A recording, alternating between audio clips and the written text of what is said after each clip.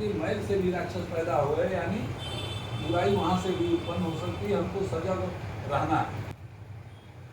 और वो ब्रह्मा जी को मारने का प्रयास करते हैं, तो माँ का अपना आराधना करते हैं, और वो आती वो जब विष्णु भगवान को योग निद्रा से मुक्त करते हैं तो उठते हैं, उनसे 5000 वर्षों तक युद्ध करते हैं, और बाद में कभी नहीं मारे गए तो मोह में डालते हैं और वरदान मांगते हैं कि हमको हम तुम्हारे विद्या से प्रसन्न हैं। विष्णु भगवान से ही कहते हैं वरदान मांग लो। उन्होंने कहा तुम प्रसन्न हो तो हमारे आगे मारो जाओ, यहाँ और दूसरे वर्ष से क्या लेना है।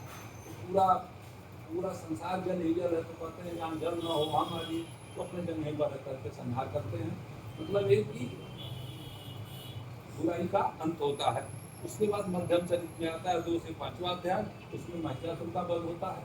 वो जो अपने भाग से संतुष्ट नहीं है, देवताओं का भाग ले लेता है, और देवता मतलब अच्छी शक्तियाँ, सकारात्मक ज्ञान है, और भाग सुनने से वो जाते हैं भगवान विष्णु शंकर के पास, और सभी लोग क्रुद्ध होते हैं, और उन्हीं के तेज से एक शक्ति पैदा होती है जिसे आदि शक्ति कहते हैं, और उस शक्ति द्वारा महिषासुर का संहार किया जाता है। उसके बाद जो उत्तर चरित्र में कुल 6 राक्षसों का वध होता है। चंड का वध होता है, मुंड का वध होता है, धूम्रलोचन का वध होता है, और रंगबीज एक राक्षस है जो सबसे इतना शक्तिशाली राक्षस होता है कि उसके खून का एक बूंद पृथ्वी पर गिरता है तो उसी के समान शक्तिशाली राक्षस पुनः पैदा हो जाता है। अब कल्पना कीजिए कि एक बूंद गिरने के बाद अगर उसी के समान शक्तिशाली राक्षस पैदा होता है तो मारने के बाद कितना खून गिरा होगा और कितना ही पैदा हुए होंगे, और इन नकारात्मक शक्तियों को दूर करने के लिए कितना प्रयास किया गया है।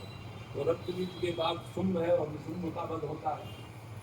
इस प्रकार से 9 राक्षसों का कुल मधु, कैटभ, महिषासुर, चंड, मुंड, धूम्रलोचन, रक्तबीज, शुंभ और निशुंभ, ये 5 बुरी शक्तियों के नकारात्मकता के प्रतीक हैं, जिनका आदि शक्ति द्वारा वध किया जाता है, और सकारात्मकता का